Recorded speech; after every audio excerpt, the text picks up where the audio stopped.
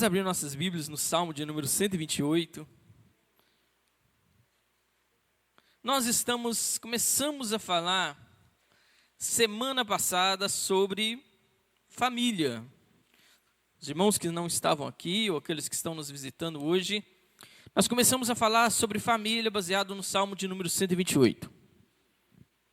Baseado no Salmo de número 128.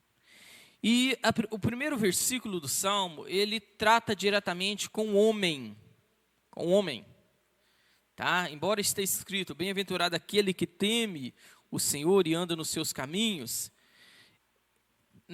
Principalmente nas versões mais antigas, fala assim, bem-aventurado o homem.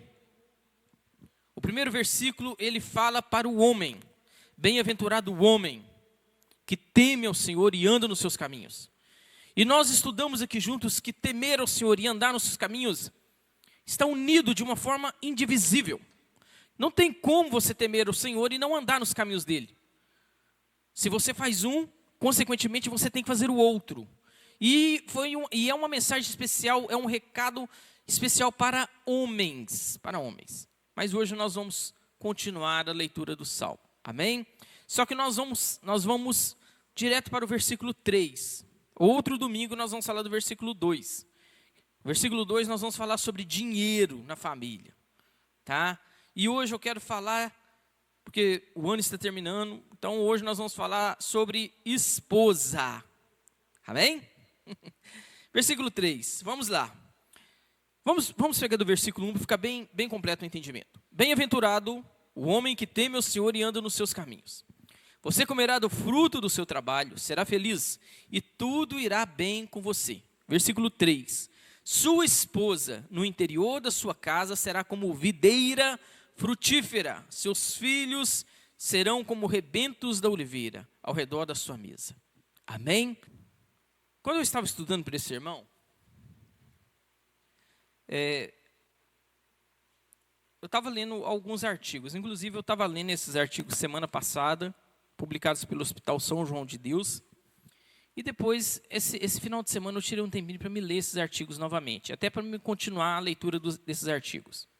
Porque eu achei muito interessante. Muito interessante.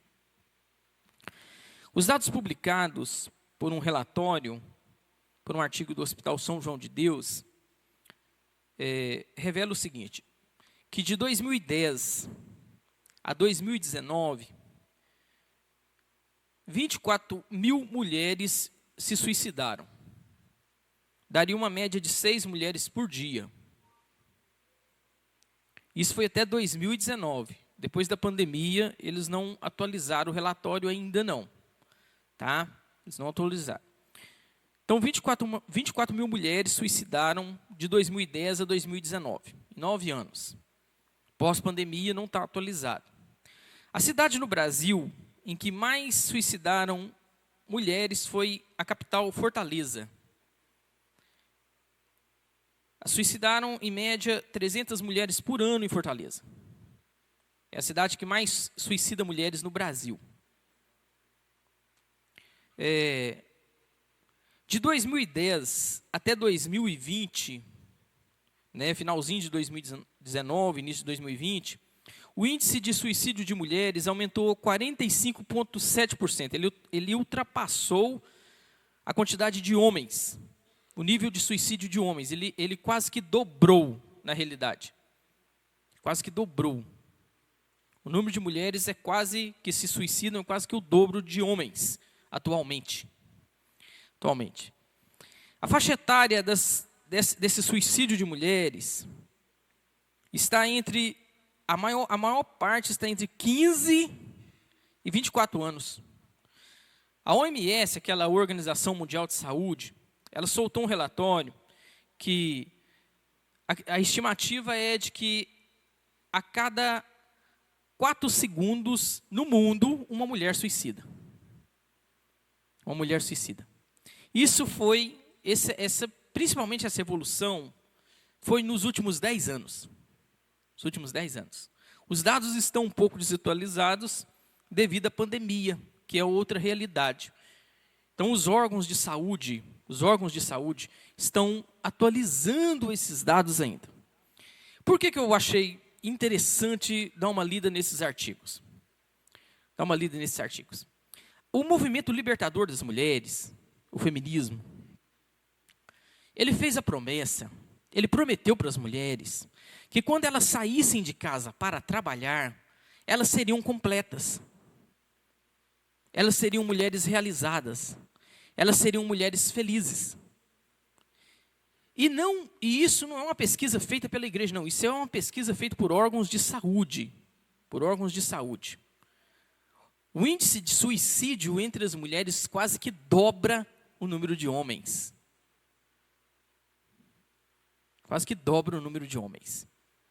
A faixa etária está entre 15 e 24 anos.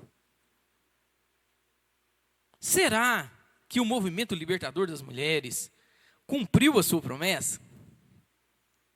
Será que ele cumpriu a sua promessa de conquista, de liberdade? O que foi injetado na cabeça das nossas mulheres? Foi injetado na cabeça de nossas mulheres o seguinte, que elas deveriam produzir alguma coisa. Elas não produziam nada. Elas ficavam em casa cuidando dos filhos, enquanto os homens saíam para trabalhar, e elas não produziam nada. E isso não era produtivo. E foi injetado que elas deveriam sair de casa para trabalhar e produzir alguma coisa. E nós não vimos pecado em a mulher sair para trabalhar. Primeira coisa, vamos destacar esse ponto. Não vimos. Mas eu já disse isso aqui na igreja uma vez. A cultura, o sistema econômico, transformou as nossas mulheres em escravas.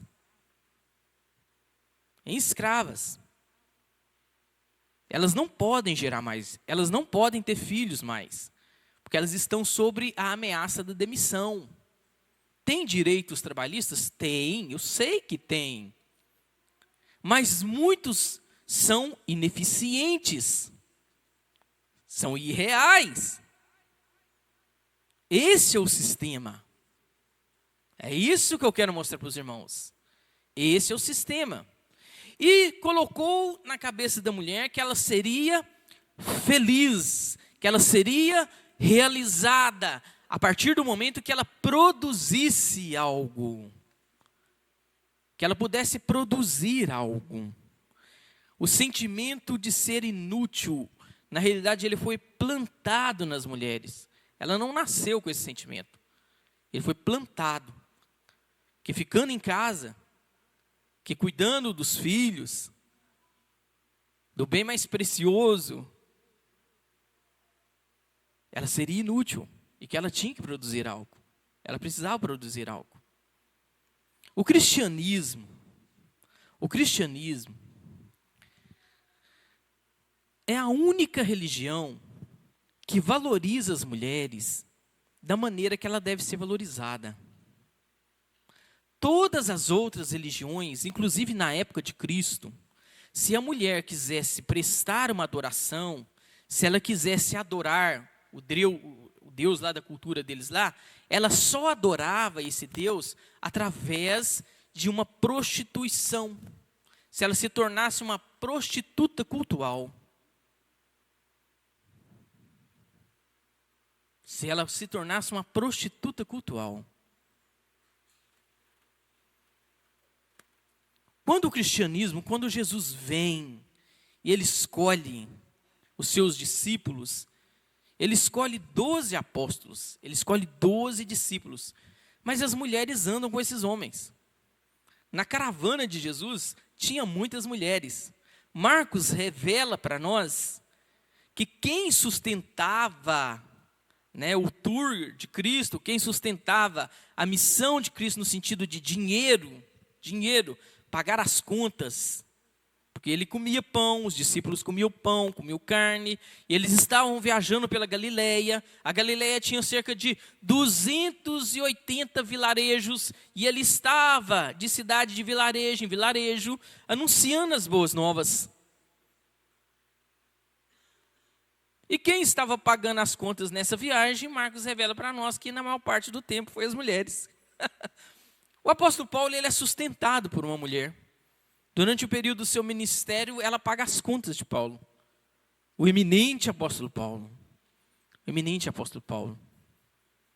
As pessoas muitas vezes pintam de forma proposital uma ideia suja, uma ideia falsa do cristianismo em relação às mulheres.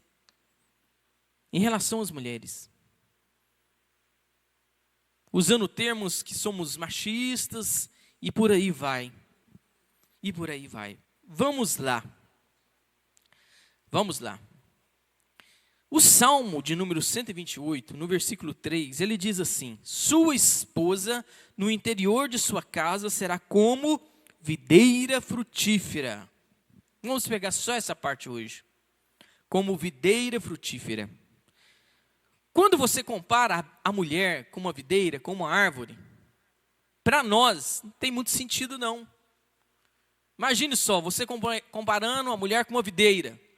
Talvez você pense assim, puxa, que coisa estranha. O que será que tem de especial nessa videira para fazer essa comparação? Vamos ver o que tem de especial? Abra sua Bíblia lá em Números.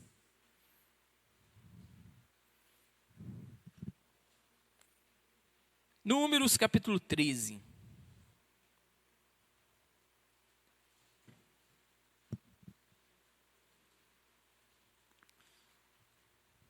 Números capítulo 13.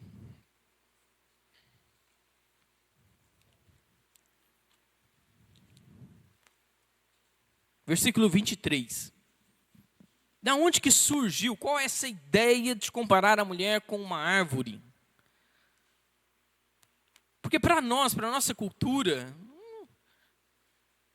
não teria sentido. Uma árvore, dependendo da árvore, é bonito. Mas o que o salmista queria falar? O que o salmista queria mostrar para nós? Olha só para você ver. Números capítulo 13, versículo 23. Depois foram até o vale de Escol, e ali cortaram um ramo de videira, com um cacho de uvas, o qual foi trazido por 2 homens numa vara.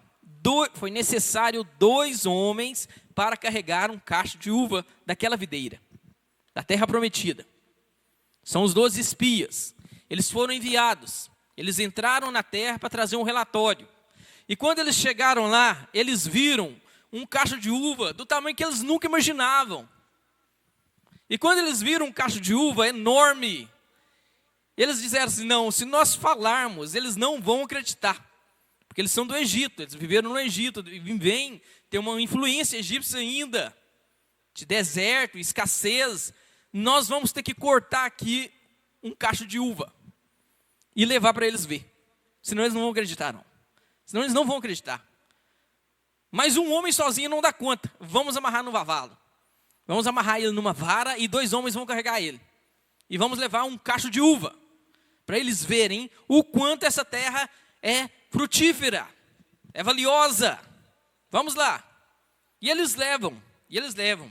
Trouxeram também romãs e figos. Esse lugar foi chamado de Vale de Escol, por causa do cacho de uvas que os filhos de Israel cortaram ali. Quando o salmista utiliza a figura da videira para elogiar a mulher, ele está falando de prosperidade, ele está falando de vida, ele está falando de algo valioso, ele está falando de algo gentil, ele está falando de beleza. Ele está falando de algo extraordinário. Ele está dando um baita elogio na mulher. Um baita elogio. E não é qualquer mulher, é a esposa. Não é qualquer mulher, é a esposa. Ele usa essa figura, porque essa figura para eles é preciosa. Essa figura para eles é valiosa, é algo extraordinário. Nós só imaginamos, mas se nós víssemos um cacho de uva que precisaria ser carregado por 2 homens, quando ele dissesse assim, a tua mulher, a tua esposa é como a videira no interior da tua casa, nós entenderíamos a beleza dessa declaração. A beleza daquilo que eles estavam falando, que eles queriam transmitir. Amém? Aquilo que eles queriam transmitir. A videira é sinônimo de algo frutífero, bonito, prosperidade. Deus, lá em Isaías 5, Ele é o plantador da videira. Lá no capítulo 5 de Isaías, Deus, o Senhor, Ele planta uma videira. E o que acontece com essa videira? Ela dá frutos bravos.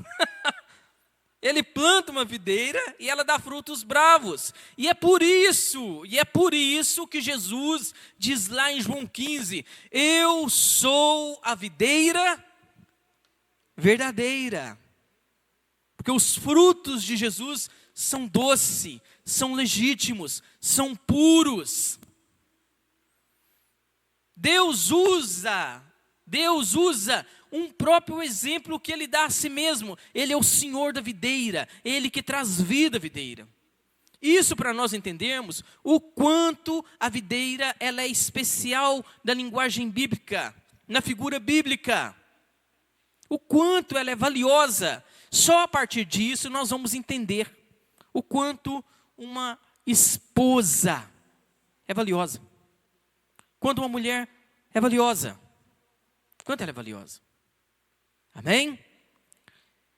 Eu já contei esse fato aqui para alguns irmãos, mas tem muita gente aqui diferente hoje, visitantes. Eu vou relatar de novo. Aonde que veio esse apego, esse senso de responsabilidade, às vezes, de trabalhar com homens? Porque domingo passado nós falamos para homens. Nós falamos para os homens. Eu fui conselheiro tutelar durante 5 anos. 5 anos. Eu trabalhava numa sapataria, saí de uma sapataria para ser conselheiro tutelar. Depois de 5 anos de conselho tutelar, eu fui para Nova Serrana. Não foi imediatamente não, mas fui fazer estágio. E aí nós fomos fazer estágio na vara que defendia direitos de mulheres violentadas, sabe, agressão contra a mulher. E aí ali eu fiz estágio durante 2 anos, então eu acompanhei de perto várias mulheres que chegaram ali espancadas. E infelizmente, alguns homicídios. Mulher que era morta tesourada, mulher que levava tiro. Teve uma mulher que levou 2 tiros. E na frente do juiz, sabe, e infelizmente, né, as pessoas não têm uma visão, às vezes, cristã, a gente respeita, mas não tem uma visão cristã, né, e ela chorando para não condenar um homem à cadeia. Sabe, ela tinha levado 2 tiros, era uma tentativa de homicídio, né, e ela não queria que ele fosse a júri popular, e ela chorando, não leve ele a júri não, né, tá, e que negócio. E o juiz virou para ela e falou assim, o que a senhora quer que eu espere? Que ele te dê um 3º tiro? Porque a intenção dele era matar a senhora desde o primeiro. Ele não conseguiu com o primeiro e o segundo, talvez ele consiga com o 3º, a senhora quer que eu espere? E ele está falando mentira? Tá não, ele não está falando mentira não. Qual foi a intenção dele na primeira e na segunda? Eliminar a vida dela. Mas ele não conseguiu. Então nós vivemos numa sociedade onde somente é fiel, somente consegue ser fiel em todos os sentidos, o homem que entrega a sua vida para Cristo. O homem que é transformado pelo Evangelho. O Evangelho é o poder de Deus para a salvação, para a transformação, para a libertação do homem. E quando eu estou falando homem, não estou falando homem e mulher não. Agora eu estou falando de homem. O Evangelho é a única solução para um homem espancador. Somente através do Evangelho, de uma atuação do Espírito Santo, ele vai se arrepender verdadeiramente. Fora isso, ele pode mudar um hábito ou outro, mas a sua natureza vil é a mesma. Amém? E as páginas sagradas deste livro, elas nos mostram, não só nesse texto, mas em vários outros, como Deus ama as suas filhas. Como Deus ama as suas filhas. Porque no cristianismo, erroneamente, muitas vezes as pessoas interpretam uma questão de, vamos tocar nesse assunto de novo, de submissão, uma questão de competência. Ah, a mulher é submissa, a esposa é submissa ao marido, porque o marido é mais competente. Errado, interpretação errada. Não é uma questão de competência, é uma questão de proteção. Não é porque ela é menos capacitada, não é porque tem um cérebro menor que eu, não, pensa menos, não. Pegue lá Provérbios 31 e leia, mergulhe em Provérbios 31, na mulher ali, a virtuosa, aquela mulher virtuosa. Aquela mulher virtuosa, a Alexa dela sempre está ligada, ela não perde nada. Perde nada. Está sempre informada. Ela conhece de negócios, ela sai de casa e sabe negociar um campo. A Bíblia não trata a mulher como se ela fosse um animal domesticado. Isso é mentira de Satanás. Os irmãos estão me entendendo? Às vezes as pessoas veem, um estudioso, uma pessoa que estuda a Bíblia igual eu, e segue o entendimento de que mulheres não são ordenadas ao pastoreio, porque a Bíblia não abre margem para isso. E às vezes acha que a gente tem uma visão inferiorizada de mulheres. Não tem. Pelo contrário, isto é uma questão de proteção. De proteção. Não é uma questão de capacidade, mas é uma questão de proteção. Quando os homens saíam para a guerra, no Antigo Testamento, o que eles faziam? Os homens saíam para a guerra e deixavam os bens mais valiosos, que eram os filhos, com as mulheres. Elas tomavam, elas eram as responsáveis ali, por tomar conta dos bens mais valiosos que eles tinham, que eles possuíam. E isso era uma questão de proteção, de responsabilidade. Quando você pega o livro de Gênesis, aquilo que nós falamos no domingo passado sobre temor, o temor do Senhor, nós vemos que Adão, ele teme mais Eva do que a Deus. Ele tem medo de Deus e temor de Eva, porque a Eva chega e oferece o fruto para ele, e ele come. E quando Deus chega, ele foge, ele tem medo de Deus, mas ele tem um temor por Eva. As coisas estão fora do lugar. Está tudo errado. Está tudo errado. E eu fico imaginando, depois que Adão comeu, ele viu que estava nu. Ele foge, ele esconde numa moita, e ele faz uma tanga para ele, e esconde de Deus. E quando Deus chega, Deus chama Adão. Adão, onde estás? E aí começa vamos empurrar responsabilidades para os outros. Ah, a mulher que o Senhor me deste, me deu do fruto e eu comi. Mas eu fico imaginando a seguinte cena: se Adão chegasse diante de Deus no estado em que ele se encontrava, nu, na sua vergonha, ele errou, ele pecou, mas ele se apresentasse para Deus e falasse assim: Deus, nós comemos do fruto. Eu comi do fruto. O Senhor disse que não é para comer, que se eu comesse, eu morreria. Eu e Eva comemos. A mulher que tu me deste, nós comemos. Mas olha aqui, Deus, não tira a vida dela, tira a minha, porque a responsabilidade era minha. Eu vou morrer no lugar dela. Jesus, ele faz isso pela igreja. Só que Jesus não peca. Jesus, ele vem a esse mundo e não comete pecado. Como está lá em Hebreus 4,15. Ele não cometeu pecado, mas Jesus faz isso. Só que ele faz isso pela igreja. Jesus assume o erro, o pecado. O erro não foi dele. A desobediência não foi dele. Mas ele se fez pecado. Ele assumiu as consequências do pecado. Quando você pega o texto de Efésios capítulo 5, vamos pegar lá para nós ler? Esse texto tem que ler muito mesmo. Esse aí tem que ler toda vez. Efésios capítulo 5, a partir do versículo 21.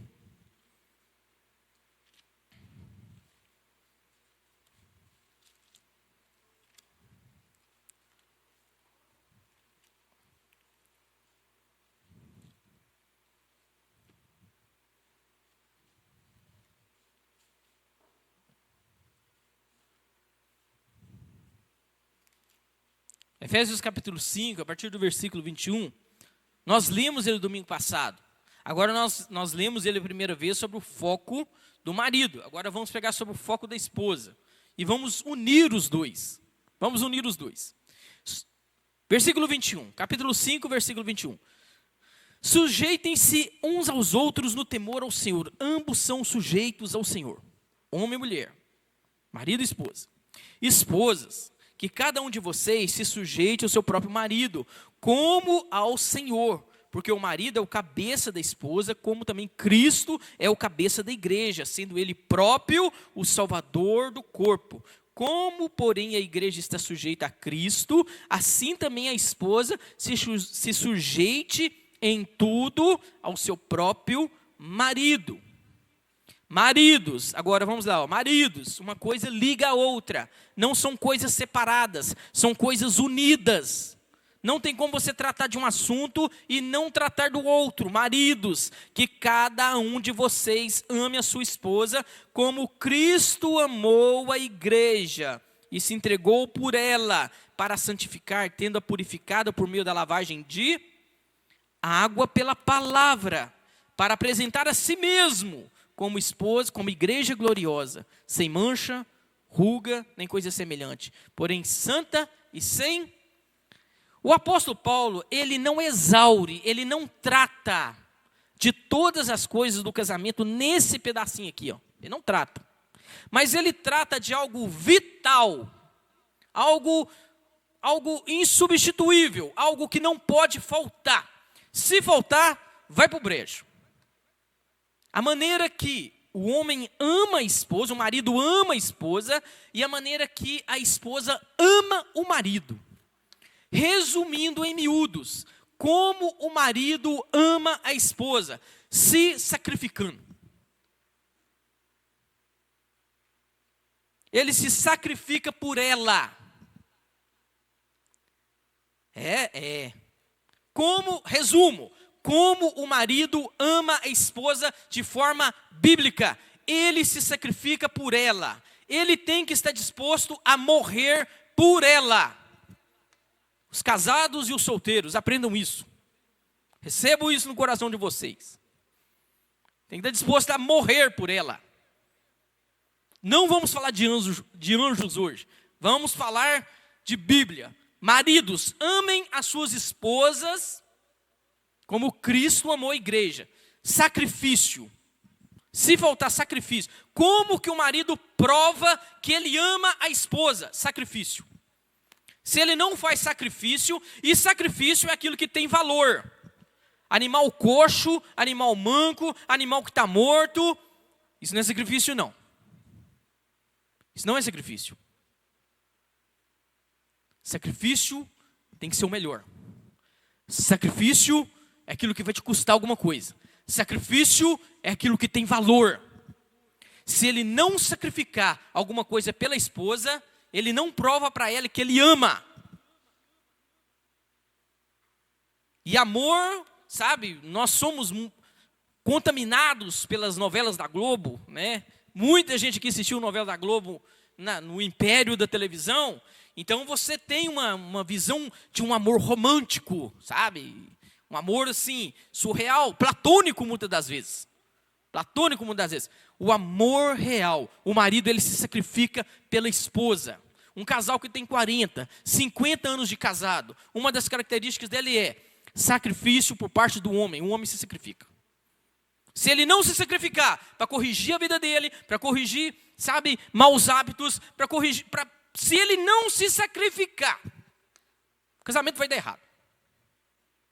O apóstolo Paulo ele não exaure, ele não trata de todas as coisas aqui, mas ele trata de uma coisa que não tem como ser negociada. Vamos negociar a forma do marido amar a esposa. Não, isso nós não negociamos. O marido ama a esposa se entregando, se sacrificando por ela. Se ele não fizer sacrifícios por ela, não é amor. Porque Cristo amou a igreja a ponto de derramar até a última gota de sangue da sua própria vida. Sangue é vida. Sangue é vida. Se um homem não se sacrifica, ele não prova amor. Esse é o conceito bíblico de amor para o casamento, modelo a ser seguido. Nós não deveríamos aceitar menos do que isso. A nossa geração tem casamentos quebrados, destruídos, porque o princeso quer que a mulher se sacrifique por ele. Quer que ela faça sacrifícios. Quer que ela faça o sacrifício. Quem faz o sacrifício é o homem. O homem faz sacrifício. Ele tem que fazer o sacrifício. E aqui nós estamos tratando de uma maneira bíblica. Bíblica. Ele faz o sacrifício. Amém? Se alguém tiver de fazer hora extra, ele deveria fazer hora extra. Ela deveria ir embora mais cedo. A saúde dela é diferente do homem.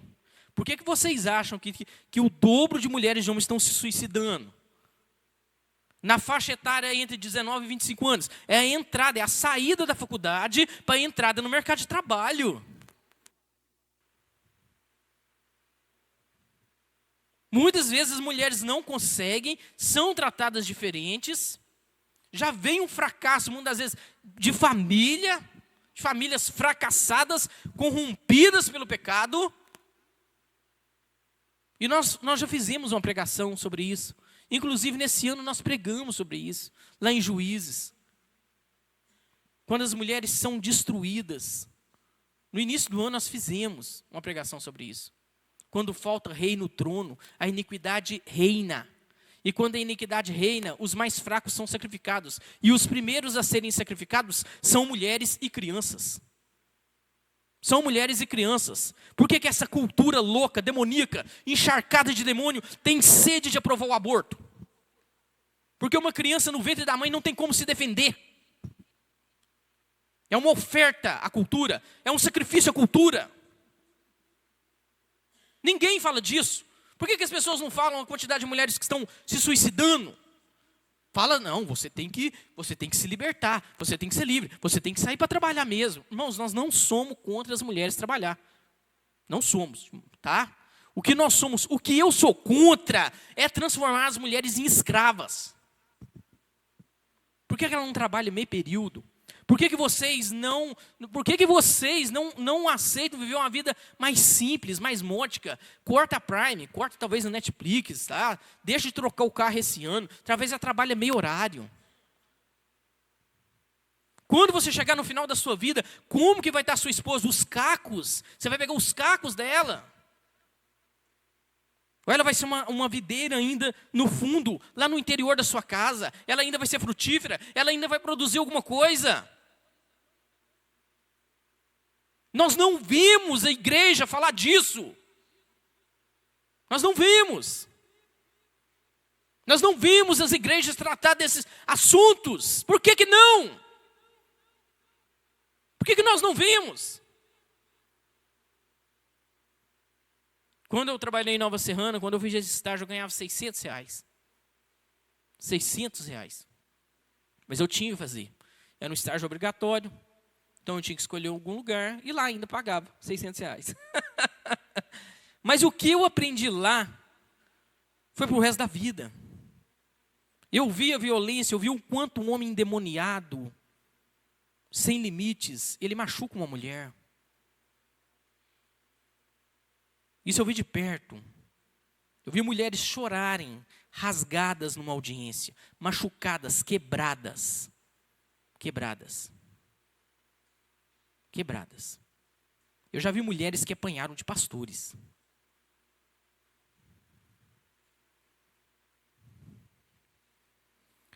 Continuando. Como o homem mostra o seu amor para a esposa, se sacrificando. Como a esposa mostra o seu amor pelo marido, servindo. O que a igreja faz em relação a Cristo? Serve. É submissa. É submissa em amor, em um respeito cheio, não naquele respeito vazio por comando. Aí eu tenho que ser submissa. Não, você não entendeu nada ainda. Nada. Não é essa submissão cega. Você entende o propósito do evangelho. Primeiro, o homem ama a esposa como Cristo, ele se sacrifica, ele tem que estar disposto a morrer por ela. A esposa serve como a igreja serve a Cristo, reconhecendo. Ele não é mediador entre Deus e a esposa, não. Não é não, tá? Não tem isso não. Mas ela reconhece o respeito. Quando falta respeito no casamento, as coisas já está desmoronando. As coisas lá vai desandando. Desandando. Olha só para você ver o que o versículo diz. Versículo 22. Esposa, que cada uma de vocês se sujeite ao seu próprio marido como o Senhor, porque o marido é a cabeça da esposa, assim como Cristo é o cabeça da igreja, sendo ele próprio o salvador do corpo. Porém, como porém a igreja está sujeita a Cristo, assim também a esposa se sujeite em tudo, aqui no sentido de servir. Não é ser escrava, não é isso não. No sentido de servir em amor. Um marido que se sacrifica em amor. Um marido que se sacrifica. Não é sacrifica a esposa, não. Que se sacrifica em amor. Em amor. E aí, nós vamos lá para Tito. Tito capítulo 2.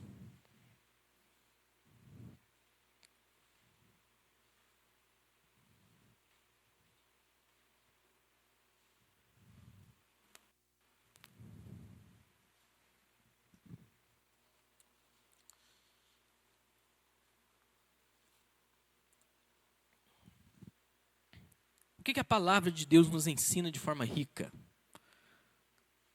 De forma rica. Olha só para você ver. O amor. Às vezes você tem uma ideia de que o amor é algo sentido, sabe? Sentimento, está sentindo. O amor é algo ensinável. O amor é algo ensinável. Os irmãos encontraram? Tito, capítulo 2. Esse capítulo 2 de Tito, ele fala sobre as chaves do discipulado. Sabe, chaves assim, insubstituíveis do discipulado. Da formação, da transformação. E olha o que Tito nos ensina. O que o apóstolo Paulo está ensinando para Tito. Vamos lá. Mas você ensine o que está de acordo com a sã doutrina. Aí ele fala assim, Tito, você começa a ensinar aí o que está de acordo com a sã doutrina, com a palavra de Deus pura e simples. E aí, irmãos, ele entra para a prática. Vamos para a prática então, Tito. Olha só. Que os homens idosos sejam moderados, respeitáveis, sensatos, sadios na fé, no amor, na perseverança. Falou para homens. Falou para homens. Tito capítulo 2, versículo 2. Agora ele vai falar para mulheres. O que é a doutrina? Essa doutrina dentro da sua cozinha, dentro da sua vida, no seu casamento. É isso aqui, ó. Olha só para você ver. Olha só. Do mesmo modo, quantas mulheres idosas que têm uma conduta reverente, reverência, se virem de modelo, sabe? Uma conduta reverente, não sejam caluniadoras, nem escravizadas a muito vinho, que sejam mestras do bem, a fim de instruírem as jovens recém-casadas a amar o marido e os filhos, a serem sensatas, puras, boas donas de casa. É só você ver. Parece que nós estamos falando outra dimensão, sabe? Boas donas de casa, sujeitas ao marido, para que a palavra de Deus não seja difamada. O apóstolo Paulo está ensinando para Tito, pegue as mulheres mais experientes, aquelas que já passaram por muita coisa, aquelas que conhecem a Cristo e já tiveram várias experiências na vida. Chame essas mulheres, pegue as mulheres recém-casadas e deixe essas mulheres ensinarem para as recém-casadas como amar o marido, como amar os filhos, como ser uma boa dona de casa. Como ser uma boa dona de casa. E às vezes nós ficamos nos questionando por que nós passamos tanto trabalho, por que as nossas lutas são constantes. Sabe, a fama, a cultura, sabe, a ideologia, a filosofia, não de que o novo é melhor. Tudo novo é melhor. Algumas coisas novas é melhor mesmo, né? Você está com um carro velho, você compra um novo, é melhor.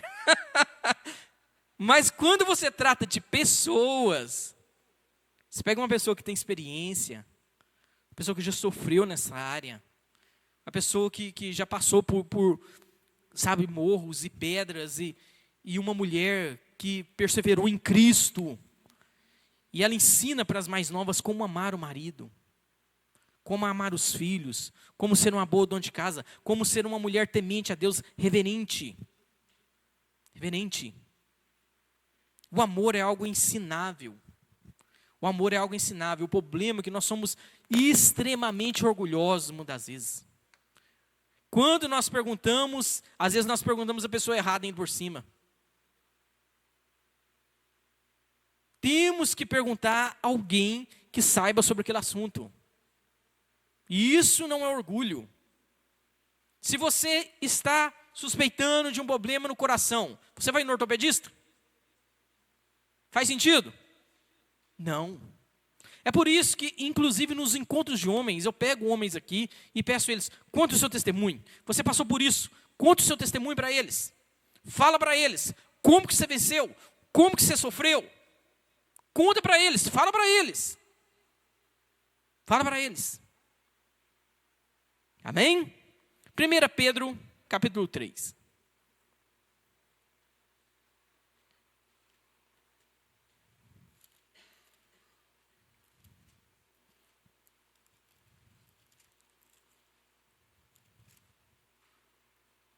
Deveres dos casados. Uma videira, irmãos, segundo a cultura judaica, ela é algo valioso, mas ela também é frágil. Frágil no sentido não de ser fraca, mas ela precisa de cuidados especiais. Ela precisa de cuidados especiais. Uma esposa, você não trata ela de qualquer jeito. Ela tem que ter cuidados especiais. Cuidados especiais. Você não fala com ela de qualquer jeito. Você não chega em casa chutando a porta porque você brigou com o patrão. Você não faz uma coisa dessa. Você se lança debaixo dessa videira para você descansar nela, para você achar aconchego nela. Se todos os dias que você chega em casa, você joga água quente nela, você chuta ela, você vai matar a videira, ela vai parar de produzir. Ela vai se tornar amarga. Ela vai se tornar amarga. Olha só o que a Bíblia diz. 1 Pedro capítulo 3. Mais uma vez tratando para casais. Vamos lá. Igualmente vocês, esposas, estejam sujeitas, cada uma ao seu próprio marido. Observe e preste atenção que em nenhum momento a Bíblia ensina que a mulher é submissa ao homem. Não, não, não, não. A esposa é submissa ao marido. A namorada é submissa ao namorado? Não. Não é, não tem aliança. Não existe aliança ainda. Quando fizerem uma aliança diante de Deus, amém? A submissão é um ato de amor, assim como o sacrifício do homem por ela é um ato de amor. Tá bom? Eu sei, dá um troço na cabeça da gente, a cultura, né, colocou muita bobagem na cabeça da gente. E acha que isso não é amor. Tá? Eu sei, é por isso que de tempos em tempos a gente trata isso. Igualmente, vocês esposas estejam sujeitas a cada um seu próprio marido, para quê? Se ele ainda não obedece à palavra, né, seja ganho sem palavra alguma por meio da conduta da esposa, ao observar o comportamento honesto, cheio de temor que vocês têm. Amém? Olha só para você ver a situação da mulher que aceita Jesus e o marido não. Versículo 7. Maridos, vocês igualmente vivam a vida comum do lar com discernimento, dando honra à esposa. Honra. Dando honra à esposa, por ser a parte mais frágil. E aqui o termo frágil não é fraco não, é cuidados especiais. Você faz uma compra pelo Mercado Livre. É um produto caro. Sabe? Ele vem lá assim, cuidado, frágil. Muitas das vezes ele não é frágil, não. A questão é, isso aqui é valioso. Você tem que tratar, não. Você não chega chutando e jogando para qualquer lado, não. Isso aqui é valioso. Isso aqui custou, isso aqui é caro. Isso aqui custou sangue de Deus. Essa mulher aqui custou sangue de Deus. Você não trata ela de qualquer jeito, não. Custou sangue de Deus. Custou sangue de Deus, literalmente. Estou dando honra. Por ser a parte mais frágil, né? E por ser cordeira da mesma graça da vida. Agindo assim, as orações de vocês, e aqui é dos homens, as orações de vocês, homens, estou abrindo um parênteses aqui por minha conta, homens, não serão interrompidas. O camarada quer ser crente, quer orar, quer ter uma vida piedosa, mas trata a mulher mal, não honra a esposa, não honra a esposa. Aí ele dobra os joelhos, começa a orar. As orações dele são respondidas? São ouvidas? Não! Por quê? Porque ele está tratando uma filha de Deus de qualquer jeito. E Deus Pai não aceita isso. Ele olha, vê tratar de qualquer jeito, espancar ela, chutar ela. E aí depois ele dobra os joelhos e vai orar. E acha que as suas orações serão respondidas. Não serão. Não serão. Não serão respondidas. Tudo artista, hipócrita, tudo artista, só isso. Suas orações não serão respondidas. Você está tratando uma filha de Deus de qualquer jeito. E ele como pai não vai aceitar. Porque se fosse um pai terreno não aceitaria. Imagine só, você vai lá, maltrata, chega para o sogro, me empresta 10 mil reais. E ele sabe que você está batendo, que você está xingando, que você está... Não, sogro, me empresta 10 mil reais. Você acha que ele vai ouvir você? Vai te emprestar os 10 mil reais? Sabendo que você está esgoelando ela? Espancando a vida dele? Emocionalmente? Sabe? Não, vai não. Para nós terminarmos, Provérbios 31.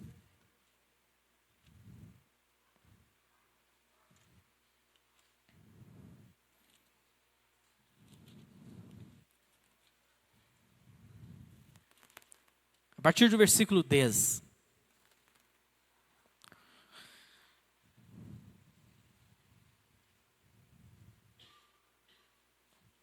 Como que o homem prova o seu amor de forma bíblica para a mulher? Se sacrificando, morrendo.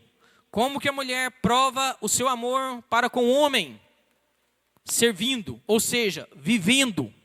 Um prova morrendo, o outro prova vivendo, servindo. Louvor da mulher virtuosa. Provérbios capítulo 31, a partir do versículo 10. Vamos lá. Mulher virtuosa, quem a achará? O seu valor excede de muitas joias. O coração do seu marido confia nela, e não haverá falta de ganho. Versículo 12. Ela lhe faz bem e não mal, todos os dias da sua vida. Todos os dias da vida ela faz bem ao marido. Todos os dias. Mulher virtuosa. Busca lã e linho. E de bom grado trabalha com as mãos. Ela é produtiva. Ela produz. E como um navio mercante de longe traz o seu pão. E ainda de noite ela já se levanta, dá mantimento à sua casa e tarefa às suas servas. Ela é uma administradora. Ela examina uma propriedade e adquire e planta uma vinha com a renda do seu trabalho. Ela é uma empreendedora, ela sabe o valor das coisas, ela sabe o valor do trabalho. Ela sabe o que custa uma hora de trabalho. Cinge os seus lombos com força e fortalece os seus braços. Ela percebe que o seu ganho é bom. A sua lâmpada não se apaga de noite. Tudo é claro, tudo é honestidade. E estende as mãos ao fuso, né? Mãos que pegam na roca. Abre a mão aos aflitos e ainda estende aos necessitados. Ela ajuda a quem precisa. Quanto à sua casa, não teme a neve, pois todos andam vestidos de lã e escarlate. Faz para si cobertas, veste-se de linho fino e de púrpura. Ela cuida da sua imagem de uma maneira santa. Seu marido é estimado entre os juízes, entre os magistrados, não é entre qualquer um não, entre os juízes. Quando se assenta com os anciãos da terra, ela faz roupas de linho fino e vinde. Ela fornece cinta aos comerciantes. A força e a dignidade são os seus vestidos. Força e dignidade. E quanto ao dia de amanhã, não tem preocupações. Fala com sabedoria. E a instrução da bondade está na sua língua. Cuida do bom andamento da sua casa e não come o pão da preguiça. Ela não é preguiçosa. Ela não é preguiçosa. Seus filhos se levantam e a chamam de bem-aventurada, ditosa, alegre, feliz. Os filhos olham para a mãe e falam assim: essa mulher é feliz, essa mulher é realizada, essa mulher é bem-aventurada. Seu marido a louva dizendo: muitas mulheres são virtuosas no que fazem, mas você supera todas. Enganosa é a graça e vã a formosura, mas a mulher que teme ao Senhor, essa será. O segredo dela está nos últimos versículos. A mulher que teme ao Senhor, essa será louvada. Deem a ela o fruto das suas mãos e que de público as suas obras a louvem. Amém? O que nós sabemos a respeito de Maria? Não sabemos como ela morreu. Embora a Igreja Católica no ano de 1950, sustenta a ideia de que ela teve a sua ascensão aos céus. Só em 1950 que eles criaram isso. Nós não sabemos como que ela morreu. Mas nós sabemos que o homem que estava com uma espada e falou que de maneira nenhuma abandonaria Cristo, fugiu. Mas ela estava na crucificação. Ela estava lá. Nós sabemos que Marcos saiu fugindo, correndo a ponto de ficar nu. Tentaram segurar ele e ele ficou nu. Mas Maria estava lá. Ela estava lá.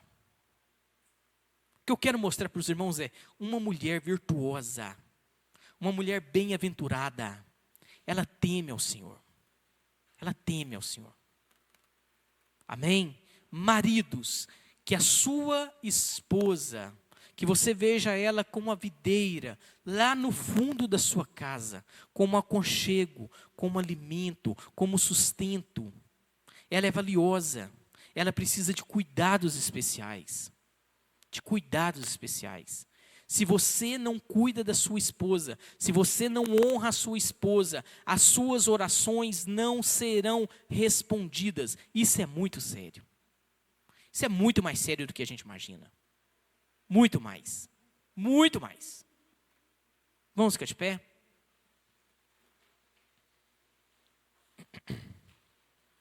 Feche seus olhos. Que nós temos pessoas casadas, pessoas solteiras, que ainda vão se casar. Homens, aprendam como você prova o amor pela sua esposa de maneira bíblica, se sacrificando por ela. Esposa, como você prova o seu amor para o seu marido? Servindo em amor. Servindo em amor. O Salmo nos diz que essa mulher é como a videira. Ela é valiosa, ela é frágil, ela precisa de cuidados especiais, ela dá fruto. O seu fruto é valioso, o seu fruto tem saúde, a sua sombra é aconchego e descanso. Por que nós vivemos casamentos destruídos?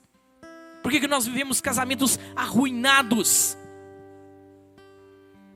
Porque nós perdemos o valor das coisas, tiramos os nossos olhos da Bíblia e vivemos de qualquer jeito.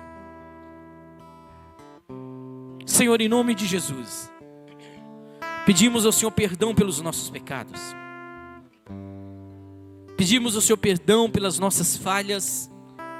Em nome de Jesus, que o Espírito Santo de Deus conduza os maridos a se arrependerem dos seus pecados contra as suas esposas.